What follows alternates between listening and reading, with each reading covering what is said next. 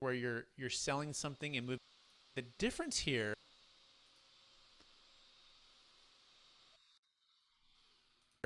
is it's not a continuity structure where you're selling something and moving into another thing you're owning. It's an exit plan. So my understanding is that I can create a trust, transfer the assets to the trust, functionally sell the assets, even though I'm not, I guess, technically doing the one selling it. You have a trustee managing that. As long as you don't receive the gains personally, you can keep the assets in the trust. First of all, is that a fair summary? Maybe some of the nuances there. Exactly. Okay. You actually nailed it on the head, but let me just do some clarifying pieces in between there, right? So what you're doing is you're lending the funds to the trust, and so we're actually doing a cryptocurrency deal right now. A Okay. gentleman bought Ethereum for 100,000. It's worth about 12 million. We're gonna take the first 5 million, and he's gonna transfer it from his Kraken account to the newly formed trust account, but he's not going to exchange it. He's not going to have that other account pay him anything. In fact, it's going to be just a direct transfer, kind of like if you were to transfer funds to a qualified intermediary if you're doing a 1031 exchange, kind of like that. Kind of like if you were to put funds into an IRA, kind of like if you put funds into a 401k. The difference here is it's not a continuity structure where you're selling something and moving into another thing you're owning. It's an exit plan where you're literally exiting your position in exchange for a promissory note and becoming the lender. So in this scenario, he'll be owed back the 5 million plus a rate of return, but he hasn't received any of the 5 million, right? So therefore it's in a deferral state, kind of like an IRA, kind of like a 401k, kind of like a Okay. 1031. Okay. I actually did not know that. So that makes sense. So basically, you're transferring the assets to the trust, but the more appropriate way to say that is that you're lending the assets to the trust. Is that fair? Exactly. Okay. And the trust can pay you back. And when you do receive those payments, you are going to be taxed at capital or I guess income level at that point. Exactly. Or tax deferral, not tax avoidance, right? This is very important. This is why the IRS looks at this. It's IRC 453 based upon 90-year-old tax law, which is an installment sale. So you're saying, look, IRS, I owe tax liability on that $5 million, right? Let's say in this scenario it's two. I know I owe that to you, and the government says, yes, thank you, Hunter, for showing that you owe that to us. But as you receive payments, if it's interest payments, you'll pay ordinary income tax on those interest of the 5 million. If Right. you dip into principal, you'll pay capital gains tax. But here's the Right. kicker: that 2 million that you owe the government, it's at a zero interest rate. So the question is, when would you like to pay 0% interest back to the government? The answer is, I'll answer for you, never, right? You want Right. to keep that in a deferral state. Now, you eventually will pay it, and you'll pay the ordinary income tax. So it's not like we're never going to pay tax. It's just like a 401k or 1031 or an IRA. When do you pay tax on that? Well, when do you start receiving payments? Well, when do you start receiving payments? And this is the key. When does it work for you? A lot of our Right. clients will delay for a couple of years, especially if their income's high. And in the meantime, they can use the funds. They can go back into active or passive real estate deals or Okay. stocks, bonds, and mutual funds, or hard money lending, right? We can diversify the equity into multiple things. So it's perfect for the cryptocurrency person, right? Who's hit the home run lottery on the Ethereum or whatever, right? To sell, diversify, and then get some cash flow going. Okay. Hello, well, everybody. Welcome to our mastermind here this morning. Another Friday that we're live streaming to YouTube, to Facebook, and we're excited to have you here. And for some folks that are the first time guests, and my name is Brett Swarts. For those who don't know, I'm founder of Capital Gains Tax Solutions, where we believe most high net worth individuals and those who help them, they struggle with clarifying their capital gains tax deferral options and not having a clear plan when they go to sell their cryptocurrency or business or real estate. Really is the enemy, but creating a clear plan using the Deferred Sales Trust as one amazing solution to defer your capital gains tax will help you create and preserve more wealth.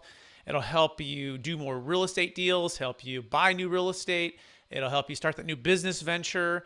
It may help you just retire from everything that you're doing today, right? And whatever that thing might be, I like to say, like Russell Brunson, you're just one deferred sales trust away. It can unlock and transition your wealth and a highly appreciated asset and unlock a new venture for you. Or if you're a business professional, commercial real estate syndicator, financial advisor, CPA, it can help your clients do just that. And we call this the Netflix way of exit planning versus a lot of the traditional blockbuster exit planning, which a lot of people have used. And that's where I started out at Marcus & Millichap in 2006, doing just the 1031 exchange. thinking that blockbuster way of doing things was the only way. And then we learned about the Deferred Sales Trust, and we call it the Netflix way, because it gives you so much more options and flexibility. And the one thing we can never get back in our time horizon, which is time, right? We want to be able to sell high and buy low, not sell high and overpay. For properties that don't make sense, or if it's like cryptocurrency that you don't have a clear solution. Now, you can't do a 1031 out of cryptocurrency, right? But you can deferred sales trust out of cryptocurrency. And we're here to talk about that, talk about some deal stories, and also answer some frequently asked questions that you might have along the way. You can put that into the chat. And we'll open it up for questions. But I am joined by my one of my business partners, I can call him my mentee. I'm mentoring him, coaching him, and he's also with me at EXP as a real estate professional. Pierce York. Pierce, how you doing today? I'm good, Brett. How are you? I'm doing great. Looks like you're driving. He's in the beautiful area of like the Newport Beach area. So Yeah, are you, head down to the beach. I got to do some video for an ad we're running for a webinar I'm doing on deferred sales trust and basically how to leverage it to not pay the tax on the sale of a high-end luxury primary home.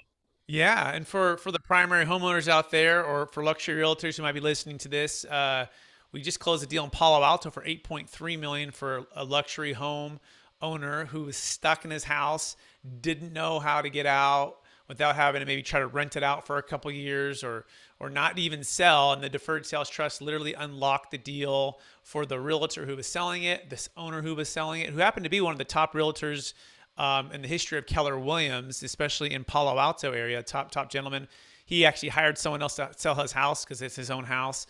And but he was trapped by capital gains tax, and Pierce is taking all of that to the Southern California market to help anyone who's in luxury real estate who's selling a high-end primary home that doesn't qualify for a 1031 use the deferred sales trust to unlock those deals and diversify their wealth.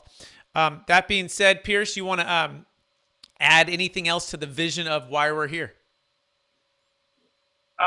Yeah, I think at the end of the day, we're all trying to figure out the best way to just kind of create and preserve that wealth so we can, kind of do whatever it is that that stirs in your heart, whatever vision it is that you have.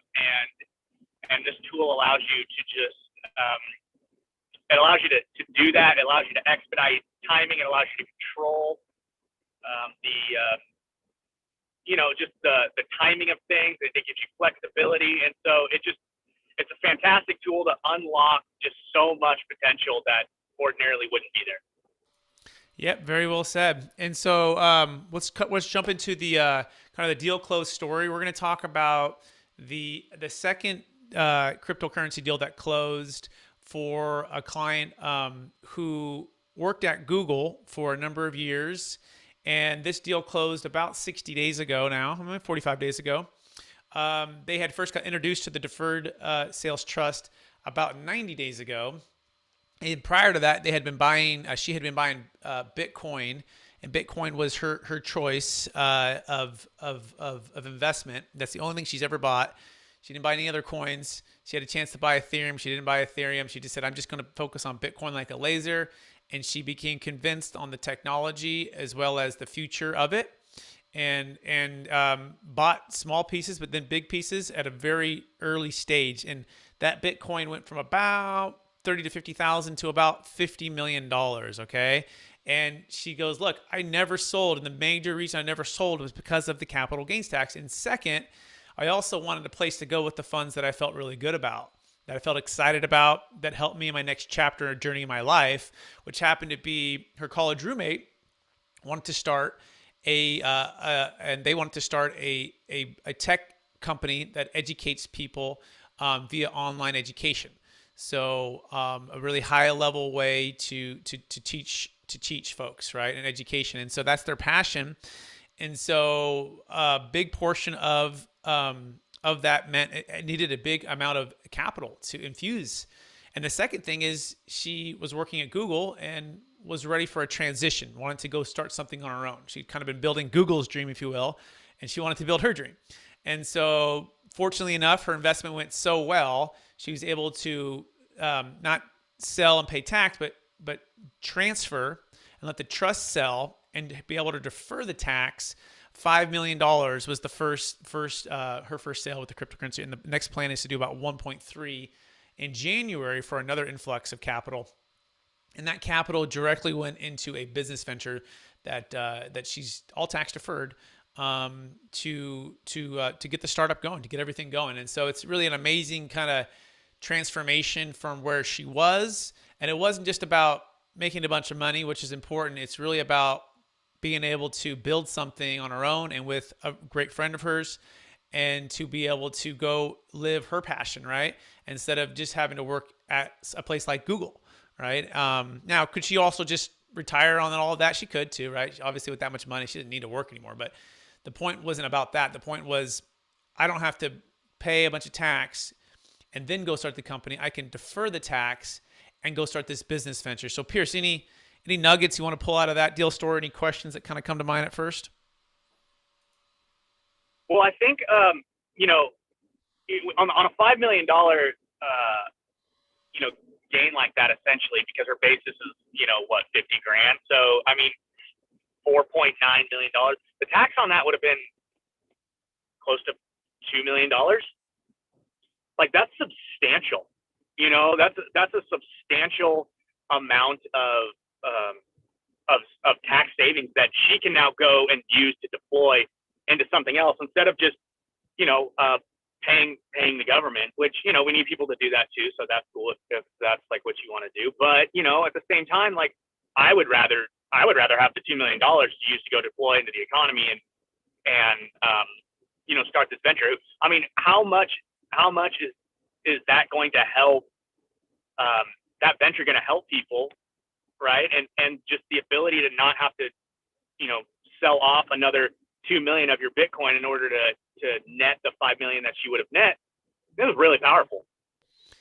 Exactly right. So there's a number of things that we think and why we believe that it has a perfect track record with the IRS. One, we do things right and we follow the law and it's legal and all those things. But the other part of it too is, if you think about it from the IRS perspective, and someone has $50 million of cryptocurrency, which, can be very volatile, right? Can go high and go low, right? And the ability to capture that equity and deploy it into an American business, which creates American jobs, which creates tax revenue, which creates revenue for us, which we pay taxes on, right? She takes income from the trust, which she pays taxes on, versus, and Bitcoin is, much more stable than most coins. But imagine it was a different coin that could go cut in half in a day, or 75% in a week, or something crazy, right? Where they say, look, we can incentivize and encourage people to defer the tax, to transfer this wealth from a coin or from a business or whatever. And there's also businesses owners that we work with. Like, we just did a deal for a dentist, and the value of their business was about $2 million, and they started it from scratch, and there's no basis in it. And they're going to redeploy that 2 million into the stock market, is where they're going to feel most comfortable at, and some real estate is kind of what their flavor is. And that's going to spur economic growth. That's going to spur job creation. It's a study of macroeconomics, and that's exactly what we're about here. It's not tax avoidance, it's tax deferral.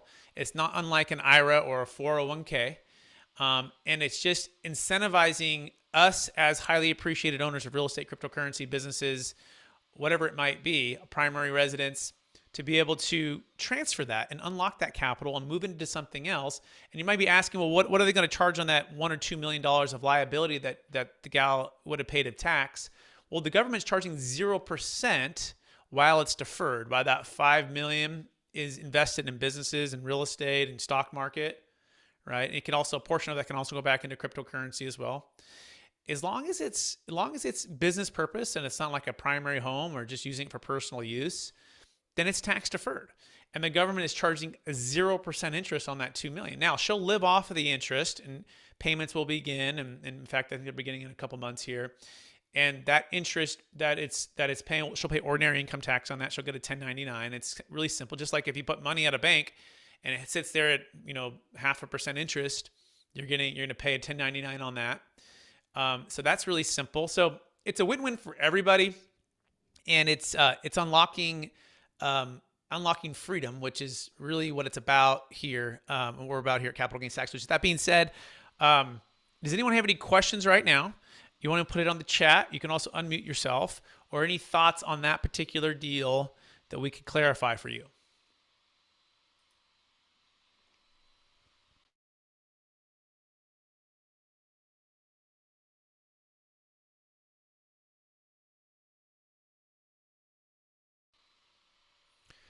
With that, we'll move right into the next part of our of the mastermind, which is making it simple for the process of cryptocurrency and capital gains tax deferral. We're calling this segment the path out. Okay, systematizing the sale of your crypto and deferring the capital gains tax. And again, you can also apply this to businesses and real estate and saving a failed 1031 exchange. There's some nuances here. We're really focused on we've already proven the business sales and the real estate sales and saving the failed 1031 exchanges and the difference between the Delaware Statutory Trust. That's all been proven basically for 25 years. Perfect. Thousands of closes, billions under management. Perfect. Cryptocurrency, the first one was just done 90 days ago. That's why if you're wondering like, hey, this is all about crypto. Well, it is right now, because this is literally like the blue ocean of crypto folks who are looking to sell. And we have a window here, we believe, that it's a great time to sell, and things could be very different in 3 to 6 months in the crypto market. And so it's our number one focus right now. But if you have a business real estate deal, we've already proven that it's done. You can go to our website, you can get deal stories, whatever you need. We have playlists on YouTube on all of that. The difference between a 1031 exchange and a deferred sales trust, the difference between a Delaware Statutory Trust and a deferred sales trust, and opportunity zones versus a deferred sales trust. It's all on our playlist there. But we're focusing on crypto. So part of this is systematizing the sale of the crypto, right? Bitcoin, Ethereum, whatever other coin you might have. And one of the biggest roadblocks. So in our first few deals, what we've done is we've literally just established a brand new trust account in an exchange. We use Kraken so far. Kraken's been the most responsive. We are connected with one of the top customer support reps there, who actually got on a Zoom call because of the deal flow we were bringing him and the amount and the deal sizes we were bringing him or them. They assign that. Whereas like Coinbase, we literally it's like next to impossible to get someone to respond to you that's a real person, not just a bot. And so we just set up an account at the exchange. We went through a whole thing to get to that point, but now we're able to do that on a streamlined process. And then we have the note holder, or the holder of the who's going to be the note holder of the trust, transfer their crypto, right, to the new exchange account in exchange for a promissory note. Then once the funds are at the exchange account in the name of the trust was able to sell. That's pretty simple, right? This is very common to what we do with public stock, private stock, and or even real estate deals. We're just essentially assigning the interests and the rights and the ownership to a newly formed deferred sales trust that only does business with that particular person or family. And then that trust ultimately sells it, okay?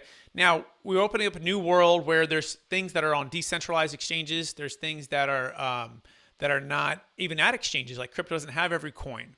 And so increasingly, we're getting folks that are calling us and saying, well, it's not even on Coinbase, or it's XRP, and they've banned it in the US for right now, and it may not be on for a while, but if it does come back on, what do we do? But in the meantime, what do we do? Or there's different coins that Veri was on yesterday, VERI, and that one was, again, it's not on a regular exchange. So what we're working through right now, and we think we have kind of a good framework for this. We haven't closed it yet, full disclosure, on one of these. We've only closed kind of the traditional ones, but we're working on doing it via an LLC, where as an owner of the crypto, you're able to transfer it to an LLC that you open up.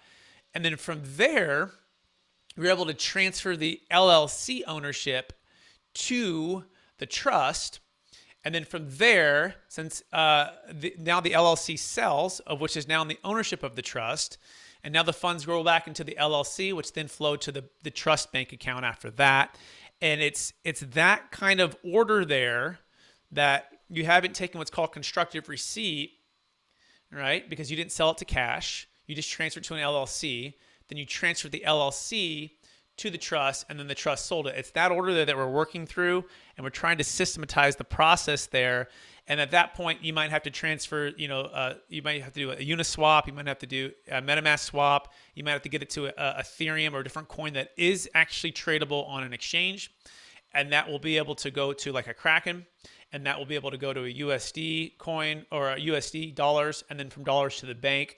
So that's a whole lot there, but I just kind of want to plant that seed and get everyone in the community thinking about that process, because that is why we're here, to simplify this deferred sales trust as it pertains to selling cryptocurrency and streamlining it for future use. Because as crypto owners, we need to move quickly, and we need to move seamlessly. And the more we can simplify this and make it very clear, the better it is. Pierce, anything you want to pull out of that, or questions you have on that? Yeah, definitely. So here's what I absolutely love about this is it's so agile, because essentially what and correct me if I'm wrong, but what I just picked up is that you are basically turning the crypto and you're transferring into a business, and then you're selling the business. And so like the fact that you're able to do that, like there's so many different options, it just provides so many different ways to accomplish the goal. And it's like, it's amazing, because you couldn't do it with any other tool like that.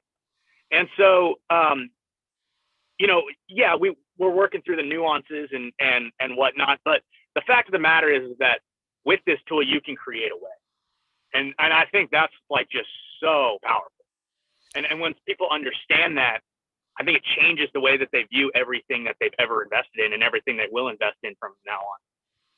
Exactly right, Pierce. Yeah, thanks for that encouragement and that feedback. And we do believe we've broken the 4-minute mile on a few episodes back. Yeah. We talked about a gentleman named Roger Bannister, who for the longest time, over 100 years, the scientists and athletes and people believe, the common belief was that no human could run a mile in under 4 minutes. And nobody did. For as far as we know, thousands of years, no one's ever done it.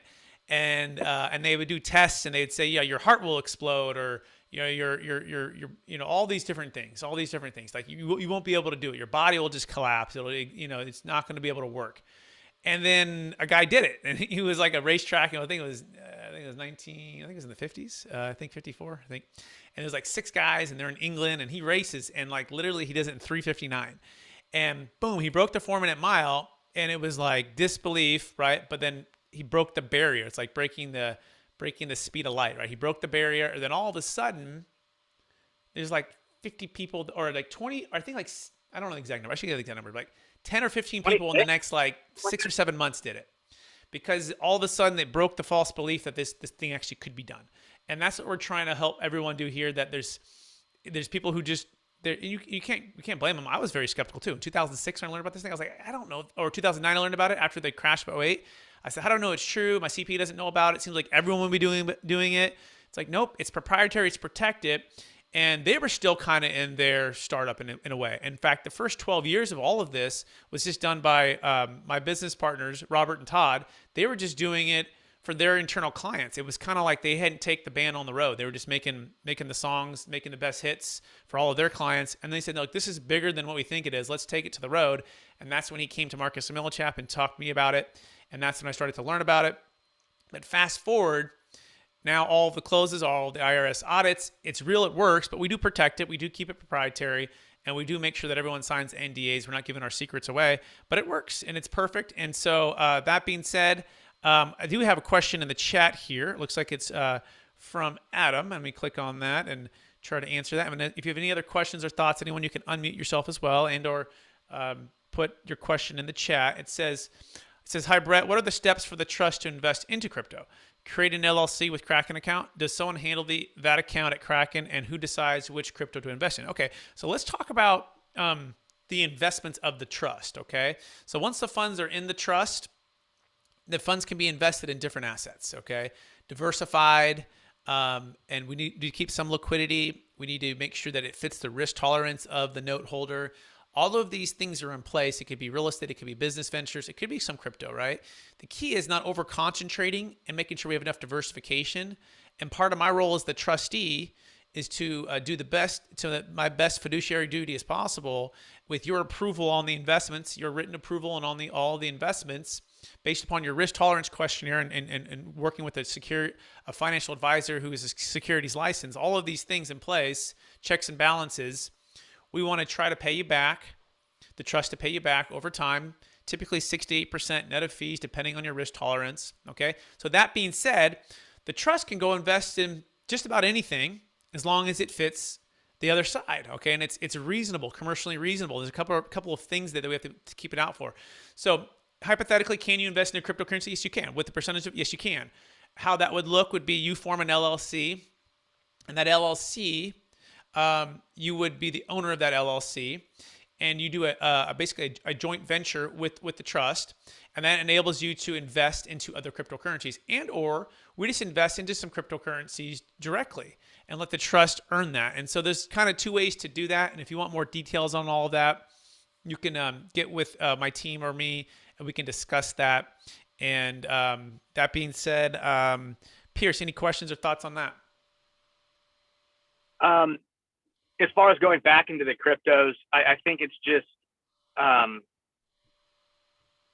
I mean, it seems like you could just do whatever you need to do as long as it's fitting your risk tolerance questionnaire. So it seems to be the key is, before, and I think this is the key to everything, is before you do anything, get in early and start the process of figuring out how this trust is going to look, because it's so flexible, so adaptable, so customizable that you really need to tailor it to each person's unique situation. And so I think that's the key, is just getting in early, talking about, hey, these are some of the things I want to do, where do I need to be? And I think that's really the key. You got it. And creating a clear plan, right? And if you have questions, you Yeah. should. And if you have a CPA, you should bring them on if they have questions. If you have a financial advisor you're working with, you can bring them on at questions. Cryptocurrency folks that you're working with, exchanges that you're working with. We're working with a group right now who works with an exchange company out of Australia, and we're connecting with the Deferred Sales Trust. So the key is to bring your trusted professionals alongside our and start to build that know, like, and trust with our trusted professionals, right? And create this team, and then clarify why you're selling, what that looks for, clarify what the wealth is going to do for you, where it's going to be. Basically have a business plan for your wealth, right? Have a budget for your wealth, and realize that this Deferred Sales Trust is that tool that can help you tax deferred get to that next stage of life. And so, good. All right. So that's kind of the deal close story of the week. That's the vision, and that's also the part of the path out, systematizing the sale of cryptocurrency. And also, again, with decentralized coins or exchanges or things that are not typically traded on regular exchanges, how we might be able to get there. And again, I believe we will. That's how we get there, but we haven't closed it yet. And so that's full disclosure. We're in this process of this Rubik's Cube, and this is why we're having this community here to work with everybody and to streamline it and take the best ideas, because we're not cryptocurrency experts. We're capital gains tax deferral experts, commercial real estate experts, and deferred sales trust experts.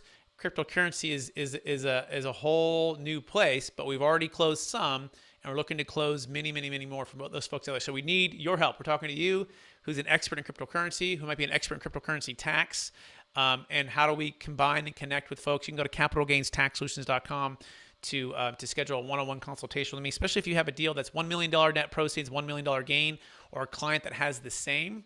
That's our minimum, by the way.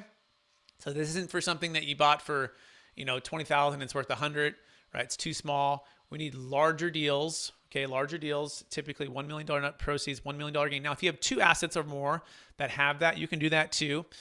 One other thought I do have is, as we're doing this LLC, one of the advantages can be potentially that you can be lower than those amounts. We still need $1 million overall, but you might have 40 coins that are $1.5 million, overall with between those 40 coins. And if this LLC format works, then guess what? We can potentially do smaller deals as long as it still hits that $1 million minimum. So that's kind of to be determined here, right? But I just want to plant that seed for those who are wondering as well.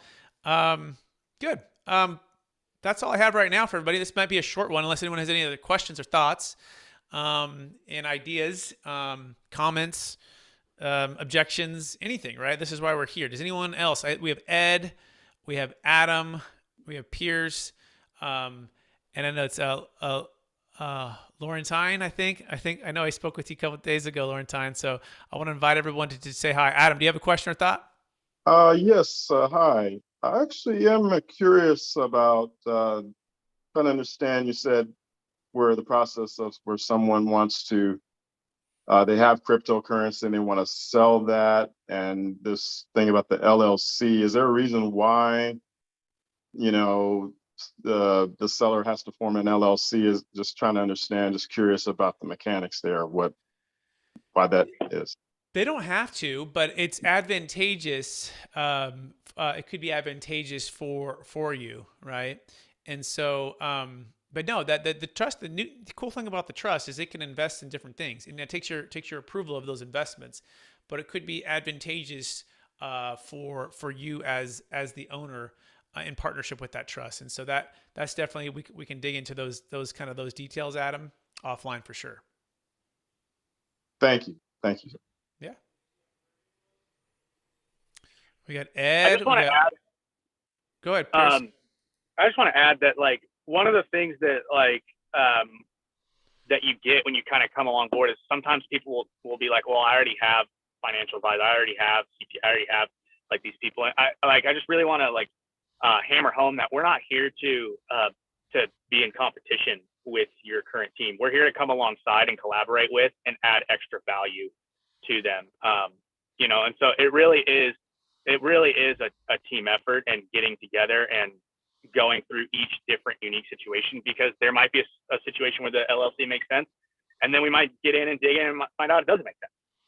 You know, so because it's so customizable, like we need all of those people involved. So don't feel like you have to, you know, undercut your current people or anything like that. Like we want to work with them and come alongside them and you and build this plan out together, not replace people. Great point, Pierce. Exactly. We're team guys here, and I played college basketball, and we like to say, and high school basketball and high school football. But it's really important to know your role, right? Know your role, and I like to use the analogy of a Roman legion. We all have these shields, and we have like the little spears that poke out, right? And each of us want to come alongside. And the more of these legions that we can come with our individual shields and expertise, we can build, then we can help you achieve whatever you're trying to achieve, right? And do it as a team. And that's the cool thing. And with the Deferred Sales Trust, there's an extra 30 to 50% in capital gains tax and depreciation recapture that we're working with, that we're deferring, or potentially 40% that we're moving outside the taxable estate. So there's the more wealth for everybody, and it's a win-win for everybody. And that's the cool part. Yeah, we're working alongside of folks. And so I think Ryan raised his hand, and he had a question. And that's also, by the way, where we partner with CPAs, financial advisors, commercial real estate brokers, M&A advisors from across the nation's business brokers. And one of our visions, one of our goals is to equip and train 100,000 business professionals within 10 years on the Deferred Sales Trust. We want to make the Deferred Sales Trust a household name, like the 1031 exchange, right, is a household name. But at the same time, some people still don't know about the 1031 exchange, or they don't know how to use it, right? So it's one thing to like kind of know about something. It's another thing to have a team of professionals to help you execute on that business plan using that tool. So, but Ryan, you had a question there. You had raised your hand. So I'm going to see if you still have that question, and you go ahead and unmute yourself. Go ahead. Yeah. Can you hear me? Yes, I can, sir. So yeah, my question would be, I kind of jumped in late, didn't really get the beginning of what you were saying, but you mentioned Uniswap and MetaMask swap. So I guess my question would be, how do I get the trust? Well, I'm trying to figure out how I want to phrase this. How would the trust purchase or accept a token that isn't listed on the Kraken exchange? Yeah. So because I can't swap my tokens outside of the trust, because every swap that I would do would be taxable. Based on the tax laws regarding crypto. It's kind of ridiculous how they've done it, but they've made it to where every time you swap, no matter what, they're going to tax you based on all these different parameters. It's kind of ridiculous. So let me ask you this. Can you swap it to an LLC? If you were to create a new LLC, can you swap it to an LLC, or can you transfer it to an LLC? I think, yeah, I could give it to the LLC.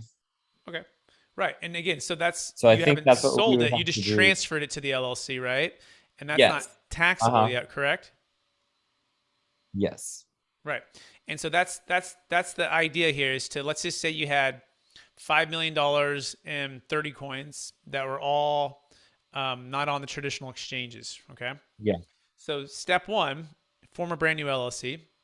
Step two, transfer all 30 coins, or the $5 million value, to the LLC. Step three, transfer the LLC to the Deferred Sales Trust. right? Like Pierce said, you had a business. This is the business. The Yeah. business is worth 5 million.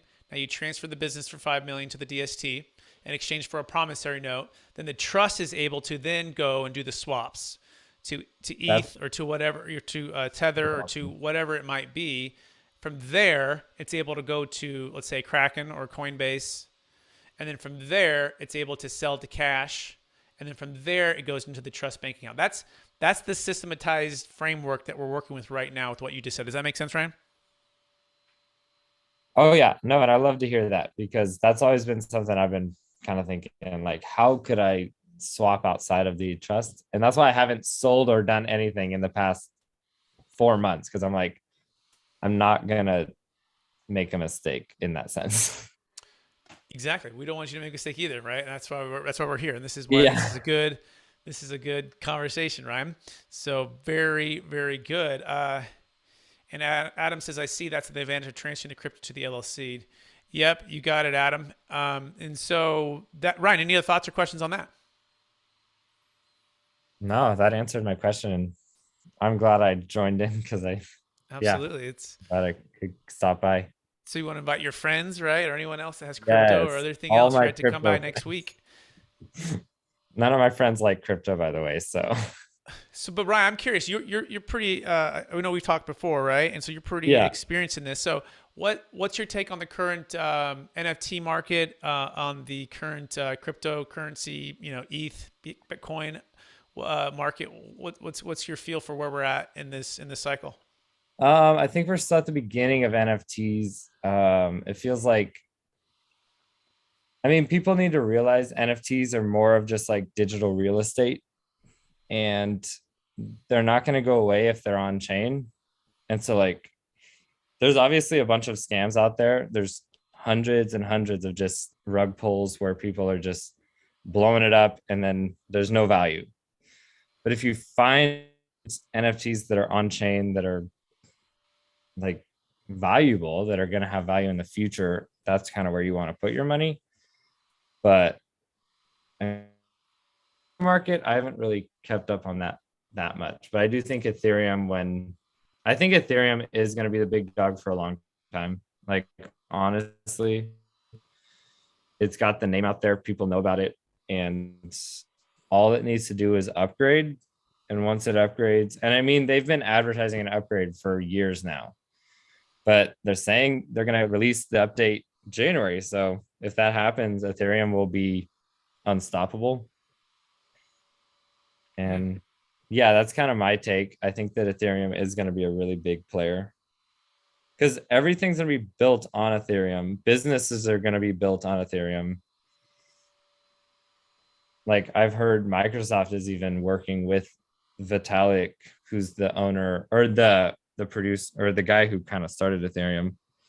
And so yeah, I do think Ethereum's kind of the big dog, but I do look at Bitcoin more as gold in the crypto space. Like, Bitcoin's going to be the digital gold that's kind of where I'll store my value. I'll store my wealth.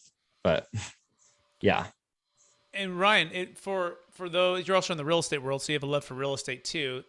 So if you were to hit it big in an NFT or Ethereum or a different coin, and use the Deferred Sales Trust, would real estate be the number one place you'd like to invest it to be able to diversify and get some passive or active income, multifamily properties, commercial properties? What's your take on that? Yeah. Yeah. I think that, I mean, digital assets are cool and all, but you can't live in a digital asset and you can't really touch it, see it, feel it. So I do think real estate will be where when I sell, I'll put majority of that wealth. Absolutely. And then that can help you sleep well at night, right? Because you're looking at probably some wild nights when wild days, wild weeks, wild swings. But doesn't mean you give up on the future of crypto, right? It just could mean Oh, you sell high no. and buy low, or you sell high and you diversify into some different coins, right? You don't have to Yeah. feel like you have to feel trapped. You can make moves. Is that what your take is on the DST so far? Yes. And that's my whole deal is like, I would like to take a little portion of what I've earned and put it into another speculative NFT or a speculative coin. Cause I mean, I'm in all these communities that people are sending out like calls, and they're really good calls, and people have made a ton of money in these communities just because of that. But I can't do anything right now because the taxes are just going to be outrageous if I do sell. Got it. But I'm okay waiting. Like, I'm not worried about that. Yep, and just get a clear plan, get it all set up, and then you can also dollar cost average out, right? That's the other thing for folks. Like, as long as again you're about that $1 million net proceeds, $1 million gain, you don't have to sell it all at once. You might start with 100,000, right? In fact, our first Ethereum deal we did, the first trade was, well, first it was $5 just to make sure that all the pipes were connected correctly and everything was safe. But then the first one was like 250,000, and then 20 minutes later he did 750. And then within the hour, he had transferred 5 million, right? And then he waited another 2.5 months, and Ethereum had another all-time high. And he did another 2.5 million. So that's the value of the DST, in that you don't have to do it all at once. Like in a 1031, traditionally you have to do equal or greater value, and basically all of your equities trading from one asset to one other asset in a short period of time. And so you can't dollar cost average out. You really can't diversify, and you're just trading one like kind asset for another within 180 days. You're typically selling high, buying higher, and it's just not great, right? On the Deferred Sales Trust, you could sell that piece of real estate, you could put it into the Deferred Sales Trust, then you could dollar cost average into different investments at different time based upon your risk tolerance and your needs and your cash flow needs and your investment criteria. So it's really, really neat. So that being said, anyone else have any other questions, thoughts, concerns, objections for me or Pierce to answer right now?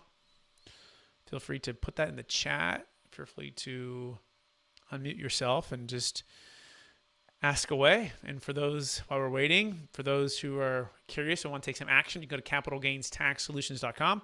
If you're a business professional and want to level up and look at our coaching program, you can go to experttaxsecrets.com. But anyone have any questions, thoughts, feedback? And also I'll remind people, I'll be speaking in February at the Best Ever Real Estate Conference put on by Joe Fairless and his team. It's known as one of the #1 commercial real estate multifamily syndication conferences in America, and that's mid-February in Colorado.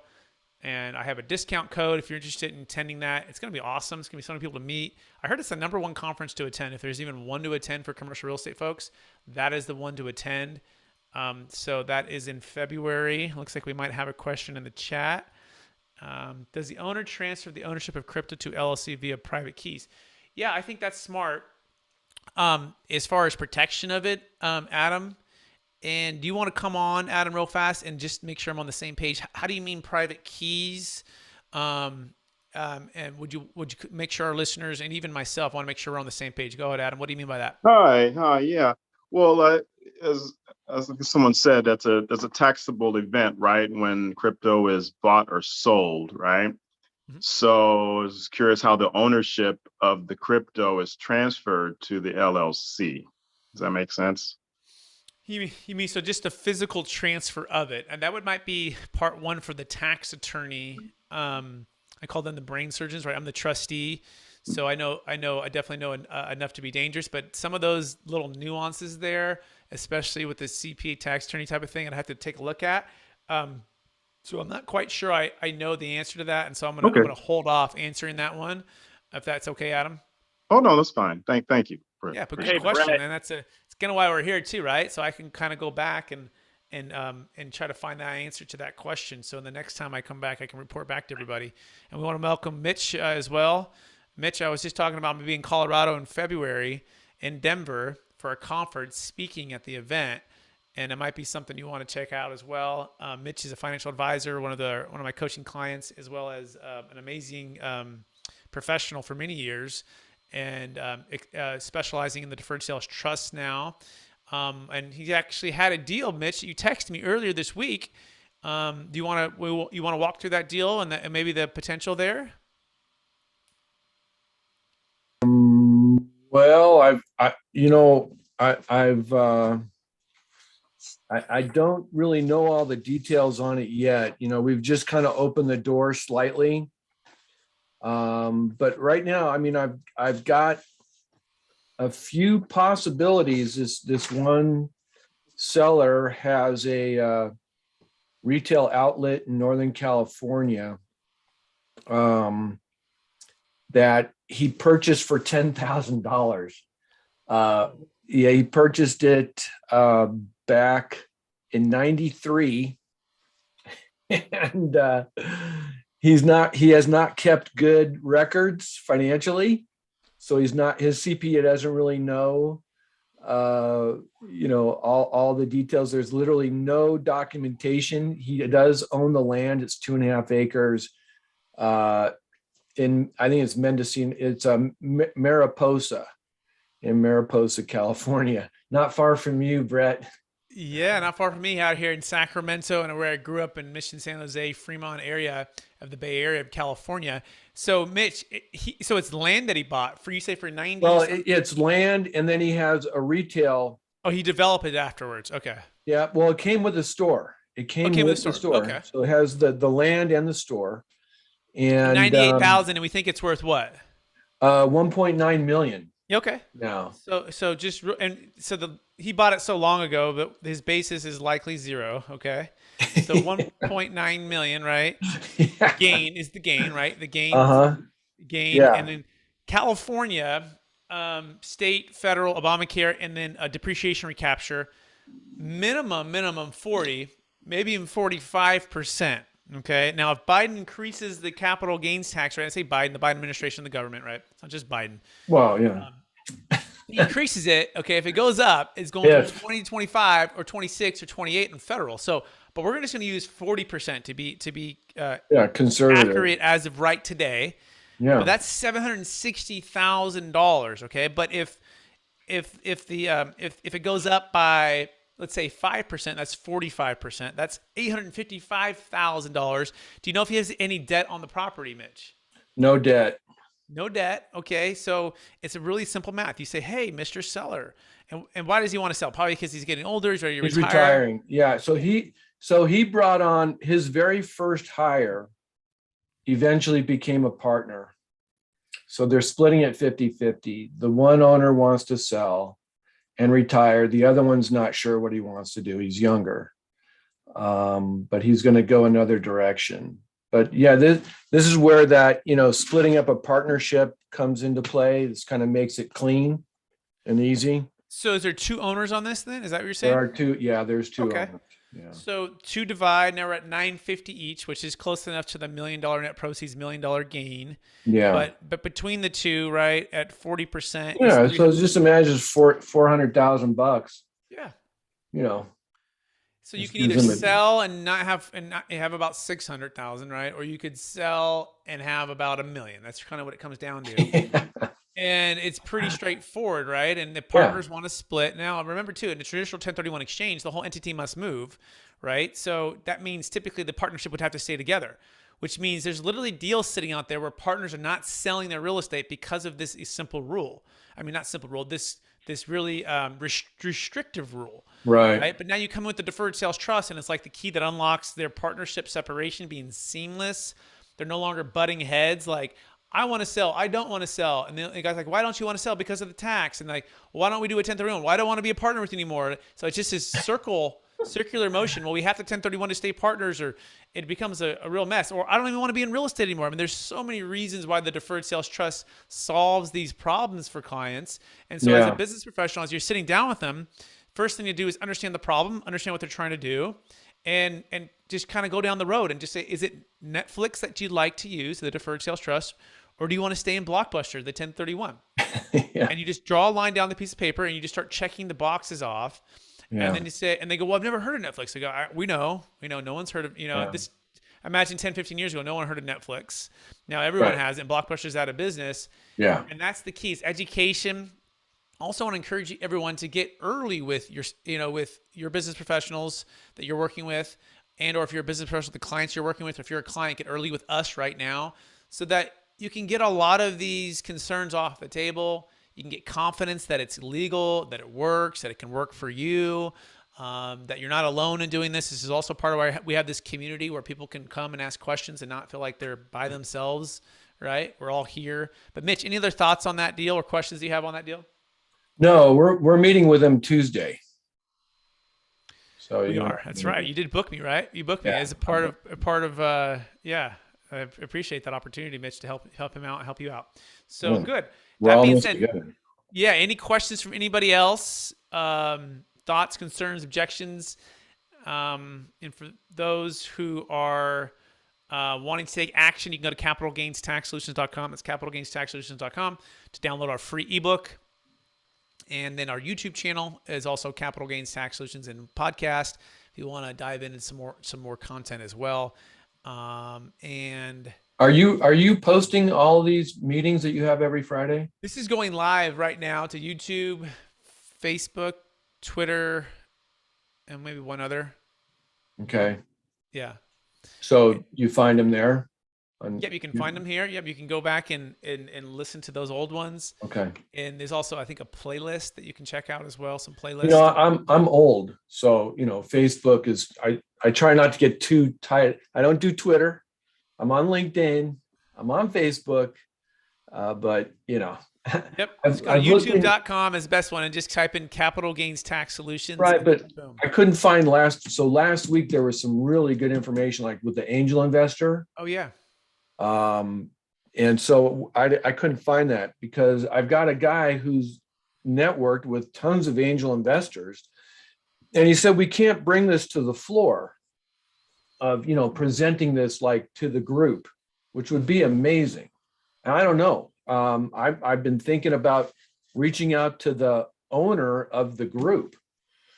I presented to the group once and, he said, come back anytime, but this is different. So I don't know. Yeah, whatever you need, Mitch. And if you want to get on a call with them, we can try to close them for that. So we talk about that offline. All right, we'll talk about it later. But that being said, everybody, I want you to encourage you to invite somebody, okay? I want you to invite someone to this next week. I want you to encourage you to keep coming back, okay? Keep doing the work of your due diligence, of getting your questions answered, of digesting a lot of this, because it can be complex, but it can also be simple as you just take this in bite-sized pieces and you don't wait till the last minute when you're going to sell and to making a decision about a tax deferral strategy. You first underwrite the exit plan, which is the Deferred Sales Trust or something else, right? Whatever you're going to be using, and then go to sell.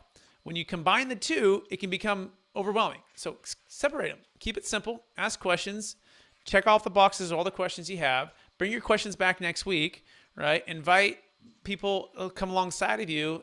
Connect with us. We want to be a part of your journey and help you with the Deferred Sales Trust. We so appreciate everybody out there. And so we're going to wish you a great rest of your Friday. Next week, we will be on. The following week, we'll be off. So we won't be on. So it's Christmas Eve, I believe. I think Christmas is on a Saturday this year. So just keep that in mind. So next week is good. And then we'll be going every Friday thereafter, okay? 10 a.m. Pacific Standard Time, 1 p.m. Eastern Time. Thank you so much for everybody who attended and the good questions today. And we look forward to talking with everybody real soon. Again, go to capitalgainstaxsolutions.com, capitalgainstaxsolutions.com.